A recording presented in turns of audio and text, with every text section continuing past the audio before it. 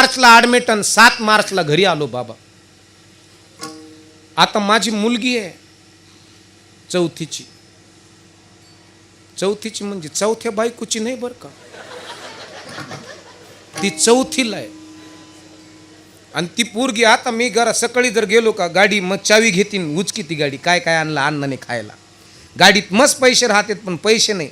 आता जाताना काहीतरी चॉकलेट बिकलेट काहीतरी घ्यावं लागणार आणि गाडीत ठेवावं लागत ते, तिनं ते उचलावंच लागत. आता 6 दिवस मी बाहेर होतो आणि त्या पोरीनं मला पाहिलं माझ्या भक्तीनं. महाराज ती अशी ओरड, तुम्हाला तर माहिती आहे, आणि ओरडत आली अण्णा. 5-7 दिवस म्हातारं गायब होतं म्हणल्यावर बरं तिला सांगितलेलं नव्हतं, तिनं बोभाट केला असतं गल्लीत आमच्या अण्णाला कोरान झाला म्हणून. ती तिच्याही म्हणली ते कार्यक्रमाला गेले. आणि बाबा मी गाडीतून उतरलो, खरे आबा गाडीतून उतरलो, माझी पोरगी पळत आली अण्णा, आणि मी अशी ती झेप मारणार आणि मी उचलणार.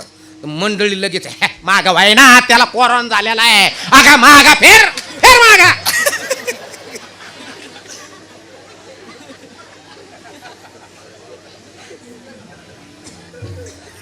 ढिल्ल पडलो बाबा मी तेव्हापासून. एवढी पळपळ केली, रात्रीचा दिवस दिवसाची रात, 3-3 दिवसात लाख द्यायचो घरी.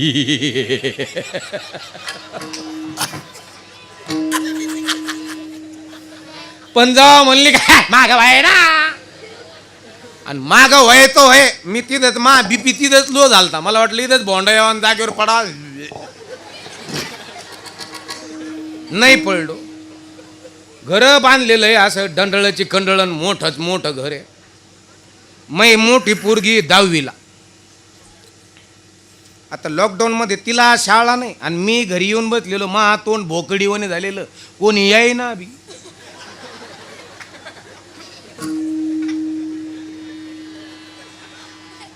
आणि टी शर्टवर बरमुडवर पोरगी यायची, ते ताट दाखव. पोरगी यायची अशी बा जेवायचं घेऊन अशी, आणि मला लांबूनच इंटिमेशन म्हणजे अण्णा. मी म्हणलो हो, ते म्हणे बाजूला व्हा. मी आपलं दारात बसलेलो, लोक पलीकडे जायचं आणि तिनं असं ताट ठेवायचं. बा मी म्हणलो एवढं कमीलं राव मी.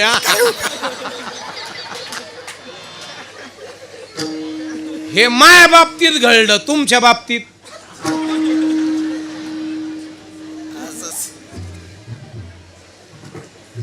आणि मग कळालं नाही रे,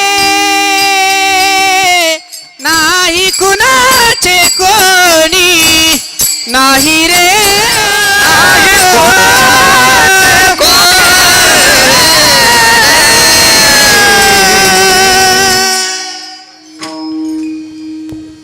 ते धूर कायच केला होता मग, धूर कायच केला होता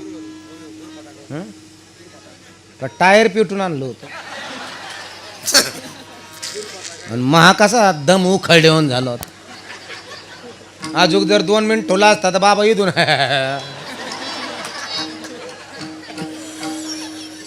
मला वाटलं या बाबाने टायरच पेटून आणलं आणि ती इथं येऊन इझिलं गप्पा गप्पा धूर. मी म्हणलं मा काय पेटलं काय. मला त्या दादाने हार घातला, मला वाटलं हारात काही घातलं होतं काय काय, हे दूर आलाच कुठून. पण जेव्हा मी वेगळा वास यायला लागला, मी म्हणलं नाही गाड्या याच्यात काय बॉम्ब बिम नाही आहे. आणि म्हणून आपलं विठ्ठल बाबाला विचारलं, मी नेमकी कुठून आणला तो धूर तो. असं आनंदाचे माणसं आहेत बाबा. काय शंकर पार्वती नंदी धरून नेला का, त्यांचे डोळे कपाळात जागेवर आले होते. ते जो साज आहे ना त्याने चाफून चालावं लागत होतं त्याला.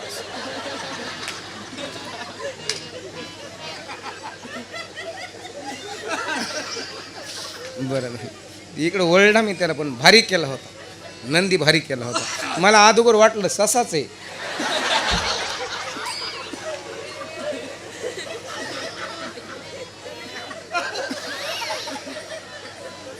पण नंदी होता. भगवान शिव माता पार्वती अगदी रूप साजल असं होतं.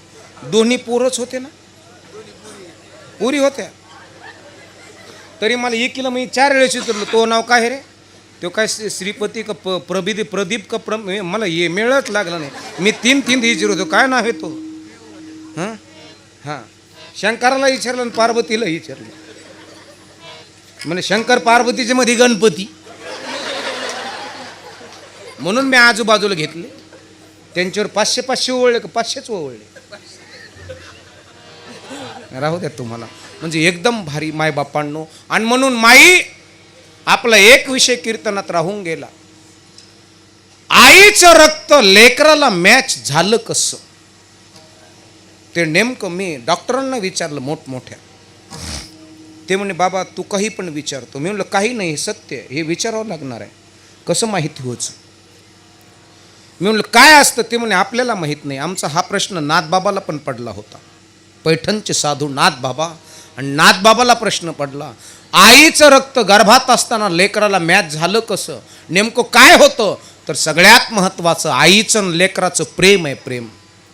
ते म्हणले प्रेम, आणि प्रेम तर मान माय बायकोचं बी आहे.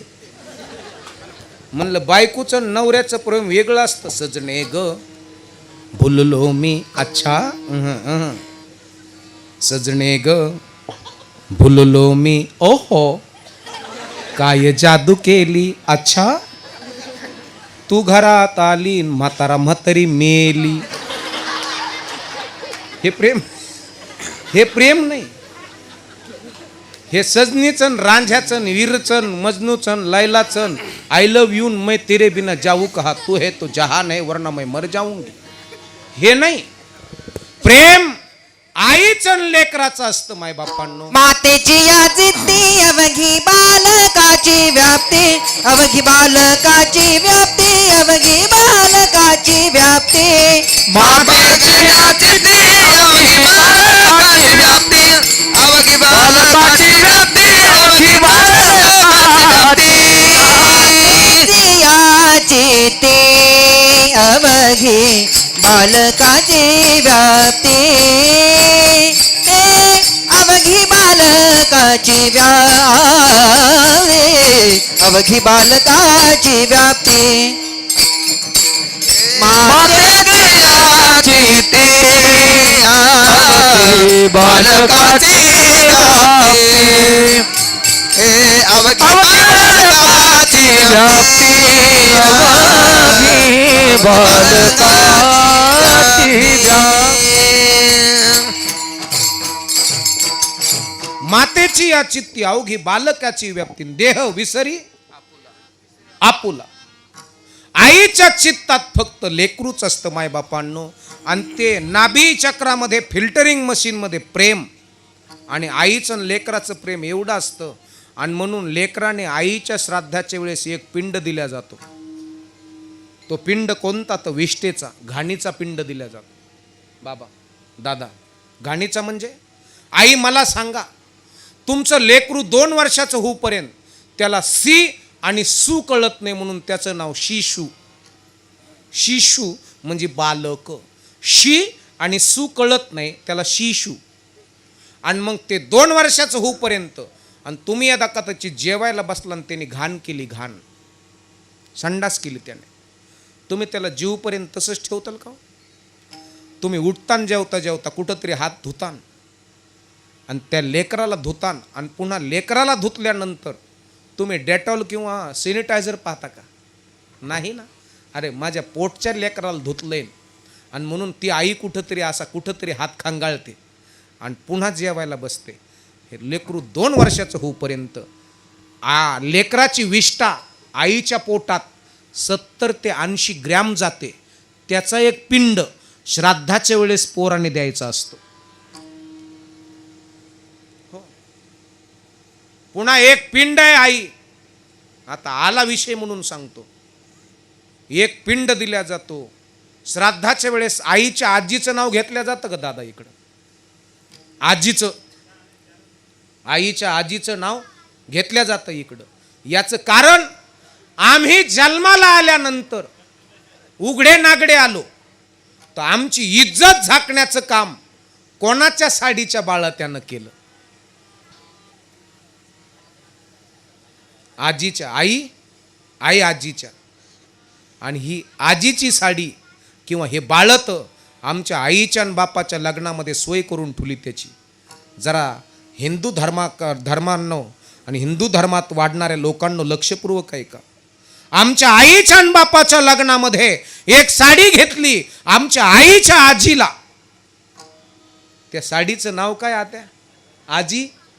आजी चीर, बरोबर आहे की नाही? मग आजी चीर साडीला नाव का? आमची आई मामाच्या तिथं डिलेवरीला गेली आणि आमच्या आजीनं आमच्या आईच्या पोटाकडे पाहिलं आणि आमच्या आजीचे डोळे म्हणजे सोनोग्राफीचं मशीन. ती लगेच म्हणली महिन्यात 10-12 दिवसात मोकळी होईन गाड्या. आणि तिला आजीचीर नावाची नेसलेली साडी पेटीत ठेवली होती ना, ती साडी तिनं काढली आणि विळी घेतली. विळी होती पहिल्यांदा. विळीची फळी पोटरी खाली दाबून धरली आणि तिनं ते काठ असे चिरून काढले. तिचं नाव आजी चीर.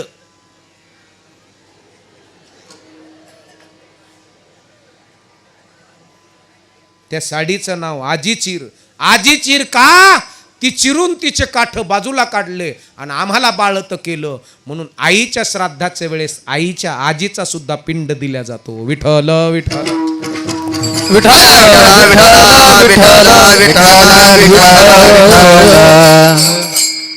विठ्ठल विठ्ठल मी एकदाच घेतलं ना आत्ताच.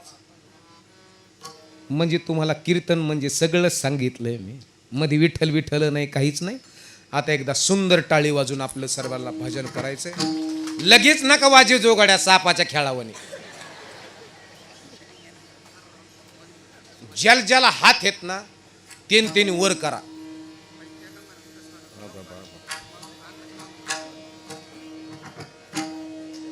मागचे टेकडवर बसलेले ते लाल सदरा घातले अंगात ते थल्ले करा वर हात. तुम्हाला काय वाटलं मला का मेतू बिंदू आहे? वा बाबा बाबा बाबा आळंदी वाटायला लागली महाराज. आळंदी सारखं वाटायला लागलं. बाबा गणूदादा आळंदी उभा केली बाळू मामाच्या दारात.